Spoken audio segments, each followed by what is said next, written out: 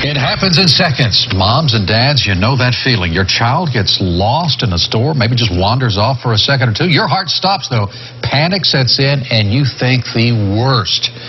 It's happened to most of us, but what if you had a secret weapon, an extra layer of safety, so to speak? How far would you go to keep your children secure? Would you be willing to microchip them? Experts tell us the technology already exists.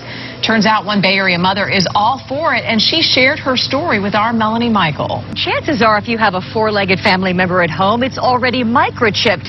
And if the technology exists to save Fido in an emergency, what about microchipping your child? I want my son back! We've seen it in movies. This is my daughter! Over and over again, children gone missing. Stephanie's teenage daughter is a special needs child, prone to wander off and trust strangers. For that very reason, Stephanie wholeheartedly welcomes microchipping a child. If a small chip the size of a grain of rice could have prevented a tragedy, I think most parents, hindsight would have said, I wish I would have done it. A well-known technology expert out of Boston tells us microchipping poses little to no health risks and would act as a barcode of sorts.